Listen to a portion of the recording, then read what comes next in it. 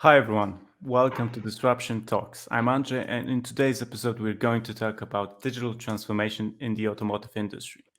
The industry that employs 13.8 million people in the EU. The turnover that's generated by the industry represents 7% of the entire EU's GDP. Many commentators say that the auto sector is at the dawn of the new era. Despite being hit hard by the pandemic, it continues to innovate.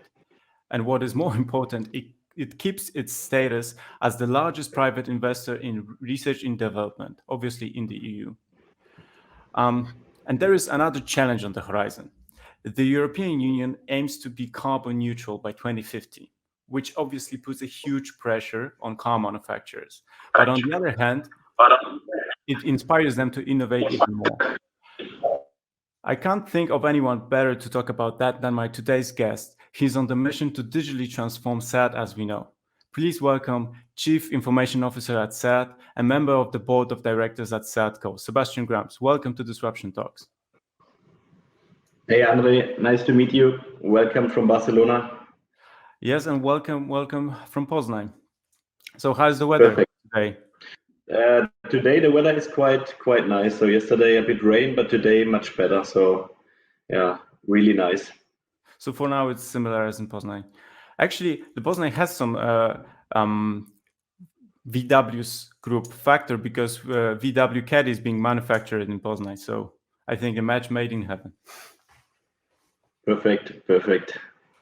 So before we jump into the industry as a whole, I'd like to acknowledge something which really is really interesting for me when I look at your LinkedIn profile, and that is that you devoted almost half of your life to cars. Is that correct?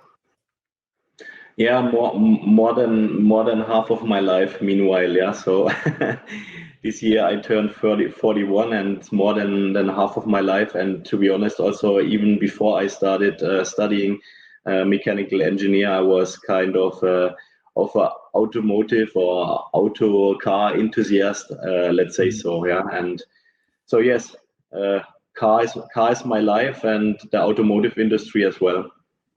So just to recap, 18 years at Audi and 2.5 years at SAT, professionally wise, correct? Correct. So one thing, and I need to ask that question, is how did technical engineer gravitated towards modern technology? Because there is this interesting twist in your career. Yes, yeah. Let me explain. So I would say overall, I'm fascinated from technology, and around 6 years ago, I was leading the powertrain simulation in the R&D department of Audi, and this brought me to the point also having a really strong interaction with IT, yeah, with digitalization, because I was using all the calculation clusters, the data center of Audi. And for me, it was like starting point. I was thinking, how could I help also taking my mechanical knowledge, yeah, my engineering knowledge into the digitalization and make the best combination out of it. This brought me to the IT. I jumped into the Audi IT. I was responsible for the product process. We did a lot of, I would say, quite innovative topics for the R&D department, also for the smart factory, and and then brought me to SEAT, because also SEAT was starting to think about, okay, how should the digital transformation journey for the company looks like. So I've noticed that many colleagues on LinkedIn praised you for your agile attitude towards innovation. So I'm curious, especially if you look back, like how do you find this modern approach, the agile approach towards, for example, software development, working out at the industry which seems to be deeply traditional? Like the first thing that comes to my mind is like it's hard to imagine an MVP of the car, for example. Yeah, so you're right. So maybe I'm a bit different, like other leaders in the automotive industry. But what I try to do is never stop learning, and also never stop questioning the status quo. So starting 20 years ago, yes, I was starting in a very traditional automotive car company. To be honest, agile methodology, I never heard these 20 years ago. And then while my work during being project leader and also being responsible for bigger products and projects, I tried to adapt also by learning and reading books. I tried to implement these kind of new methodologies out of other industries, especially out of the software sector. I was very fascinated also as a young guy, how different industries are going on. And now, to be honest, I'm at the perfect point to combine both, because I have the history in the engineering sector, and now I had the chance to lead the digital part of a company, including our own software company of a car manufacturer, and we could combine both things. Yeah, and to be honest, I personally believe these kind of agile toolbox, agile methodology could help us not only in building software, it could also help us in building better cars. So, looking back, how has the attitude to innovation changed over the last 20 years in the industry? There in the if you are looking on the car industry, I would say there were a lot of changes. At least what I saw. Starting as a young engineer, almost every car was powered by a combustion engine. Now, 20 years later, we have a lot of electrical cars in the world, and this is only the starting point. We are facing a huge, as you said at the beginning, we are facing a huge challenge in being CO2 neutral for the future. So this is not only a target for the automotive industry. I think it's a target for our future and also for our children, yeah, to make the world a better place to be. So these are for me huge changes in the automotive industry. On top to that, I think also driving a car and owning a car, this is also kind of changing. You can see that, and also what we are doing here in SEAT, we are facing the situation that yes, people want to own a car, but also the younger generation, they are using and sharing cars. So this is also a huge change for me in the automotive industry. And if you are looking on what our all boss is saying, Herbert Dies, so he's having the clear target that our company needs to change into a digital company where we are operating fleets of millions of mobile devices, yeah, mobility devices. And this is a very strong message, I would say, because this is changing our industry completely around. And maybe we can come later to the point to give you some insights what we are doing here at SEAT, because we are starting exactly this kind of mission, yeah, from owning a car, from selling a car, to sharing mobility to our customers around the world. And last but not least, I think self-driving was the most fascinating topic. Maybe you had the same experience like me. I was so much looking forward with 18 years to drive my first own car. And now also we are entering, how to say, an age of where time is very strong, and you want to save as much time as you can, and people are aiming for only being transported from A to B. So I personally also believe this is one of the biggest changes in the future, that we are coming from a self-drive car into a autonomous driving world, yeah, with ever kind of ideas you can have, flying cars, yeah, flying cars which you will be transported from A to B, where you are only, let's say, a passenger of your mobility device. That the younger generation, they are looking at having a car, at the concept of having a car from multiple different angles. And I think this could be a very good segue into your current role, which is the CIO at SEAT.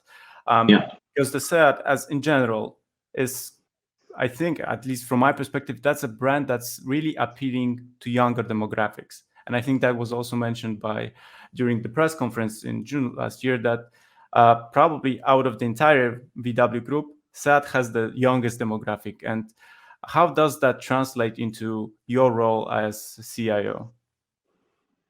Yeah, so you are absolutely right, Andre. So if you are looking on our customers, we have the youngest average customers of the Volkswagen Group, and this is also bringing us into the role of leading new mobility of the Volkswagen Group, yeah, of the new mobility like scooters and so on. And about my role. So what I'm trying also to do is that we are trying to developing also the right digital products, yeah, for these younger customers. And let me highlight here our latest product, what we have developed, which is our mobility platform. You know, we have founded SEAT Code 2019. So we have now last year, 2020, we had our first full business year of SEAT Code, which is quite successful, or which was quite successful, and we have developed more than 30 different digital products. And I personally believe this is also kind of a change. Yeah, we are not only developing cars, we are not only developing mobility products, we are also developing digital products around the car. And the mobility platform, what we have developed, first of all, for our own purpose. Yeah, we have developed it for our sub-brand SEAT Mo. SEAT Mo is driving our micro mobility in the SEAT brand. Here we have launched a scooter sharing in Barcelona, and we are running more than 600 scooters in a sharing service in Barcelona day by day. And this is giving us the opportunity to understand the customers of the future, also the customers of big cities like Barcelona, yeah, how they want to move from A to B, how they want to access to mobility, yeah, what kind of mobilities needs they have during the week, at the weekend. So this is changing, and I would say this is quite a great chance for us to learn and to develop like products like this. And this is just the starting point. We have launched a mobility platform by our own, but now we are entering with the mobility platform the external market, and we are selling these mobility platform as a white label product to the external market, to other customers, to enter the space, I would say, as digital mobility. So we are giving the opportunity to operate fleets, to operate devices, to provide mobility to customers for different purposes. And that's really interesting, because for me it sounds as if the focus of your current job is to basically transcend the car itself as a product. Is that correct? There are different dimensions, I would say. So first of all, to explain also SEAT Code a bit better, SEAT Code was developed and founded, first of all, to boost the digital transformation of SEAT itself, also of Cupra. So these are our two big brands of the SEAT group, first of all. But we also developed digital products for the Volkswagen Group as a second step. And in a third step, we are developing digital products for the external market. So it's helping us on the one side to fulfill our own transformation journey inside our company. So, you know, we have a lot of digitalization things to fulfill inside our company. We are running more than 1,000 applications inside our company day by day. Also, they have to be, let's say, user friendly. They have to be future oriented. They have to be fast. They have to be data centric. So there are different needs for our own purpose, which the external customer cannot see, where we're also helping to develop the right digital solutions for our own company. On the other side, we are trying to develop products like the mobility platform for our own purpose, to enter new business lines of SEAT, yeah, and to try to make other business with mobility. And last but not least, SEAT Code is also, as you said at the beginning, so I'm a big fan of agile methodology. SEAT Code and also our digital transformation is helping us to transform not only IT, it's also helping to transform our company. So you said it, we are coming out of a age of a classical car manufacturer, and how we are transforming our company not only in the IT department but also in the rest of the organization. I think agile methodology can help, as you said, in different areas, in different work streams, in different products, also in the car development. So, in one of the interviews, you mentioned a lot of different technologies that SAT is currently looking into. Yeah. For example, like 3D printing, big data, and all stuff like this. And how do you see the role of, for example, 3D printing and big data being used for, introducing this agile approach in car manufacturing, for example? Yeah. So for me, these new technologies are really important. First of all, the 3D printing, for sure, this is something.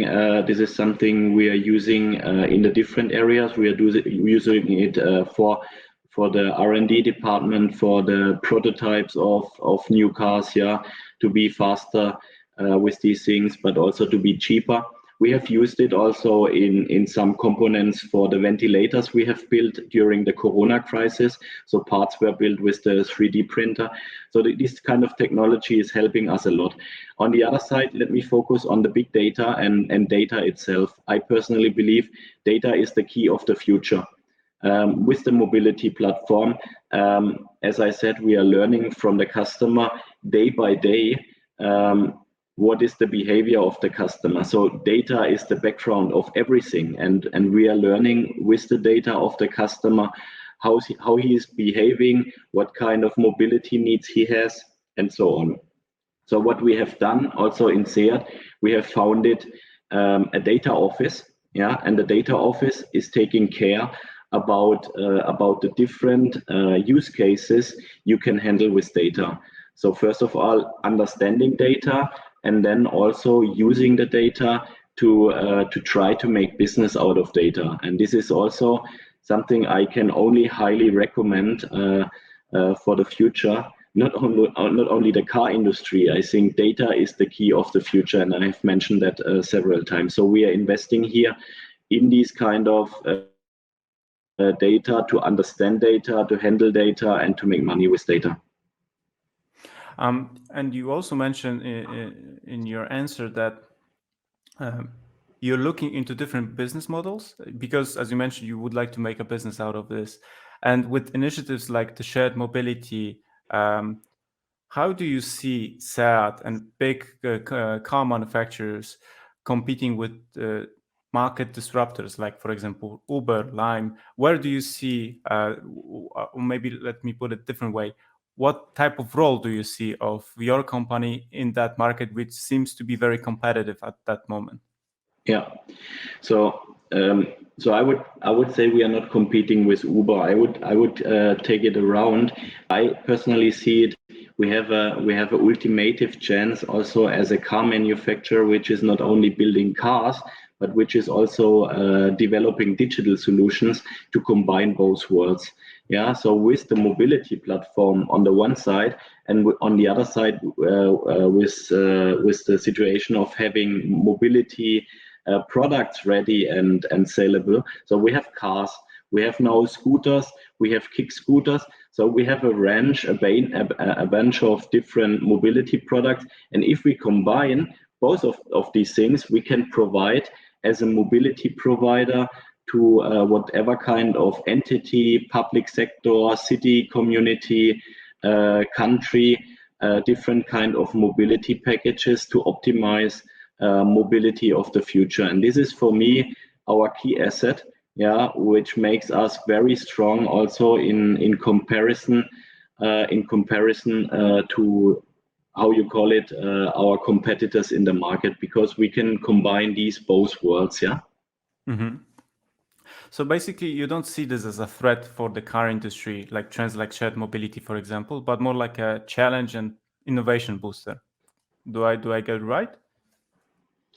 Um, I would say it's both, yeah. So on the one side, it's a innovation booster. On the other side, we are learning a lot. Okay. So, because I'm also curious if we can change the topic a little bit, and how do you Yes, please. see the last year influencing the importance of innovation, especially because, as I also mentioned, like the car industry in general probably is one of Yeah. the most impacted by the corona crisis industries worldwide. So how did SAT adapt to that situation? Yeah. Let me answer the question from two different sides. So first of all, yes, for me, 2020 and also for our employees, I would say, like the whole world, it was one of the most challenging years ever. So all of us, if I look on SEAT, we went into home office from a Friday to a Monday. So it was a board decision. We sent all the people home, and then from Friday to Monday, they were all in home office in a virtual working mode, and this was quite a huge challenge for IT. So we had to make everything ready and up and running to keep the business alive. Yeah, which I can only congratulate my team for the huge effort they have done. So this is one topic. But on the other side, I would say, beside of these huge challenges, also the corona crisis was kind of a booster of the digitalization, because if you take into account that a lot of companies are still in home office and doing a lot of virtual things, yeah, this was helping us a lot in accelerate and boost these kind of digital working modes. Yeah, so Skype, Teams, everything is quite normal. In the past, everybody said, "Oh, why a Skype? This is not working. Why a digital signature? This is not working. How can we do a workshop in a digital mode and things like that?" I can only say it's working. Yeah. Besides of little complaints, these all employees, and we have more than a few thousand of employees are working in the home office, and they are collaborating also as a team. Yes, for sure, it's also a pity that you cannot have a real coffee with some of your colleagues after a year. I would say it would be quite nice also to see some colleagues, but for me, let's say, huge challenges on the one side, but also huge chances for the digitalization itself. And let me focus also on SEAT Code here. We have also shown our capabilities last year, because we have hired a lot of people also in the Corona time completely remotely. We have onboarded these colleagues, so we are now a lot more than 100 employees in our software company onboarded, and they are working as a team on digital products completely remotely, which is for me a really nice message. And I also read in one of your previous interviews that, please tell me already if that's a confidential information, but uh, you were expecting the year to conclude with a profit for Seat Code. Is that correct? Still, despite those difficult times. Yeah, this is not only an expectation; it was reality. So we had our board meeting end of the year, so in December. And to be honest, this is something I'm really proud of, because we have closed the year, the first full business year, as a profitable company.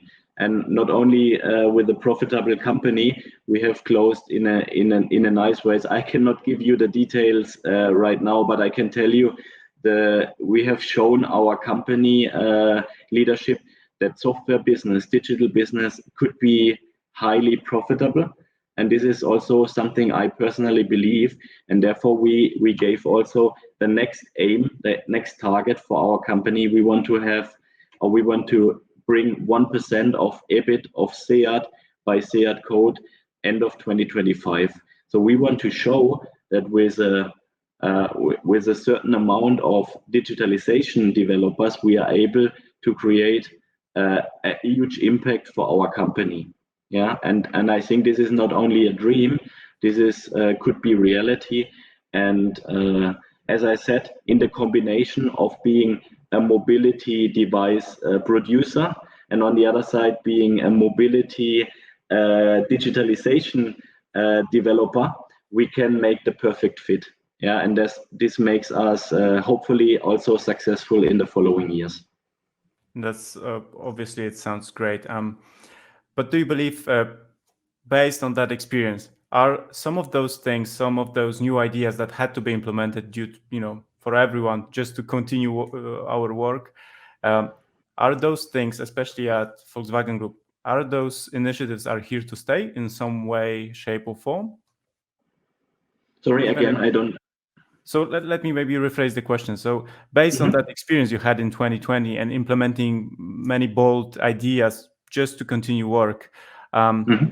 and to continue to innovate, do you think some of those things are here to stay, even if everything is over in terms of the pandemic? I think so. As I said, it was helping us to show also the capabilities of digitalization and especially IT. And I think this will also help us for the following years. So let me take also one example here. During the lockdown, it was not able. We were not able to bring customers to the dealers. Yeah, so also the customer experience, how we are bringing our customers to our products uh, needed to be thought completely new. So how you are bringing the customer to the car, how you are making a digital experience. And I don't know if you heard about the Cupra garage. So this was also a nice initiative. So we brought people into the virtual Cupra garage to allow them access to our cars and to be fascinated from our products, to looking forward to sit in the real car after ordering. Yeah, I think this is helping us, and this will help us also after the pandemic will be over, and there will be also a new normal for the digitalization of the future. So, because I had a chance to experience the Cupra garage myself, and it's truly impressive. But one of the things that actually caught my attention as well was that so many people actually pre-ordered newest Cupra Formentor, and Yeah. this also shows that many people is already willing to buy cars online. I think Porsche had also great numbers with selling their Yes. cars online, which is also, from my perspective, seems to be like an insane idea that people buy premium cars online. Yeah.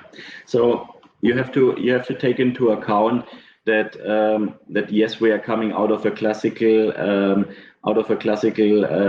history, and we have a dealer network. So here it's also important to go the right steps together with our partners. Yeah, not to step over and losing them. So therefore we are also need to develop the right digital solutions together with our dealers. Yeah, and I personally believe things will move also more into the online sale, yeah, in the direct sale.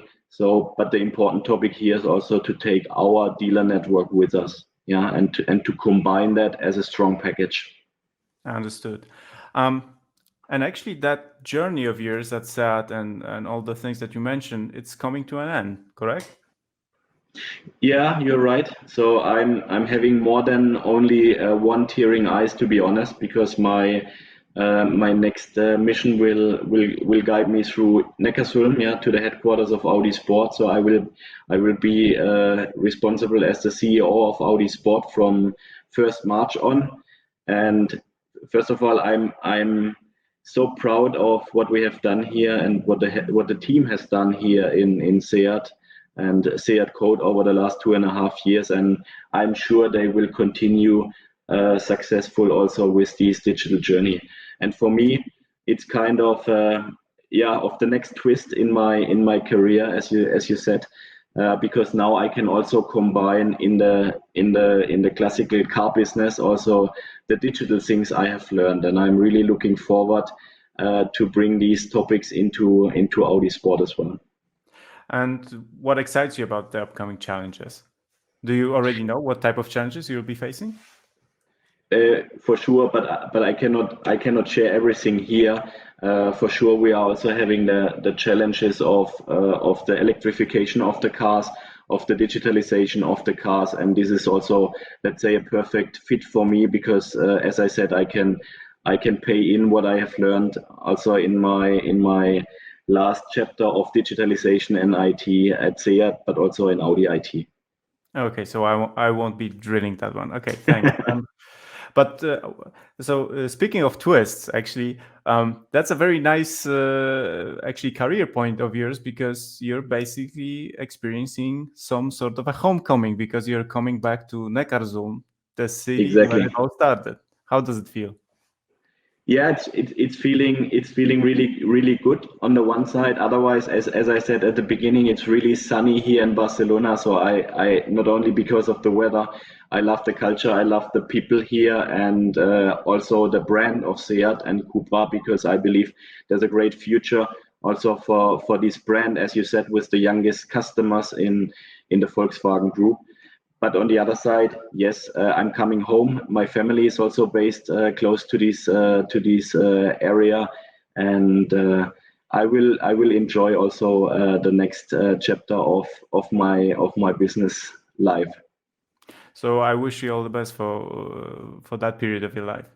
Thank you very Um, much, and so because we are slowly approaching the end of our conversation, so we can move also to questions from the audience in the yeah, chat box. But before we do this, um, because for now it seems like all the innovation that takes place to some extent is presented in a way that companies and brands like Seat, Audi, and so on, they have like a separate companies dedicated to innovation. That you mentioned a couple of products which are dedicated to shared mobility and so on. So just verifying and checking and researching different trends that are going on the market.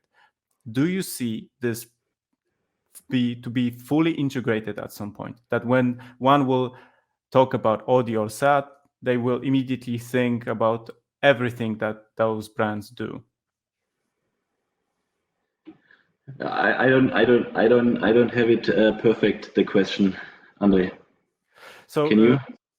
sure. So can you imagine it to be fully integrated at some point in the future? I mean, the innovation and the cars, because for now you have SAT, which is a car manufacturer, and you have, for Yeah, example, SAT Code to be this software yeah. software house that is dedicated to SAT, but also is exploring other initiatives on the market. But do you see it to be fully integrated at some point? So first of all, Seat Code is fully integrated, and if you are looking just on the pure innovation topics, I personally you have to think in on the one side in the car, yeah. So here, as we discussed at the beginning, the car itself is more focused also on the let's say less on the drivetrain, more on the digital solution also inside the car. Yeah, so for the customer itself, the connectivity experience inside the car will be more and more important. And then the second part around the car, this is kind of the ecosystem where a mobility device will be running inside. So this is a bit of my picture, what I have in mind and what I think will be more and more reality. Does it mean that progressive car companies are no longer car companies, rather mobility facilitators? I think so. Yeah. So for me, this question is a yes. If you want to be really progressive and if you want to be successful in the future, I personally believe we need to develop in the direction of being a mobility facilitator. As I said, running a strong ecosystem of different mobility products inside this system and to understand the customer perfect and have always the perfect fitting solution for our customers ready. Okay, thank you. Another question comes from Grzegorz. Hello, Cupra is presented as a separate brand, but it's still based on Seat models. What are the benefits for both parties? So clear answer. So Cupra is the second brand of Seat, so we are fully together. And for us, we can develop the solutions together. So Cupra is using the strong ecosystem of Seat itself, so R&D and so on. And on the other side, we can also let's say boost a new young brand, a sporty brand, which is focusing another target group of customers. Okay, thank you. So maybe two more. This one comes from Tobias. How important are multimedia and smart components for a car? An example, opening your car with an app instead of a key for your customer compared to traditional factors like motorization and efficiency. It's a very long, complex question. Yeah, but really important, Tobias. For us, we are also working here on some really smart solutions. I cannot explain further because it's in our R&D at the moment. So in Seat Code as well. So for me, yes, this is the way to go. You need to step forward, and you need to provide also the customer like cool solutions to open cars, to make other things around the car. This is the way to go. Sure. Okay, and the last one comes from Kalin. What tips you have for entrepreneurs struggling in the more traditional industries and don't know where to start using digital tech to help them out? So for me, the major tip is don't wait. Yeah, try things small. We also started in Seat really small, and define the first 1-2 products you want to disrupt yourself. You want to disrupt your traditional business, and then try yourself out. Give some team members the freedom to start, and protect them also if they are having a long journey to go at the beginning. Thanks, Sebastian. So, to conclude our meeting, what are the biggest innovation challenges for 2021 and the future? For 2021, Or beyond, we can look, we can look even further.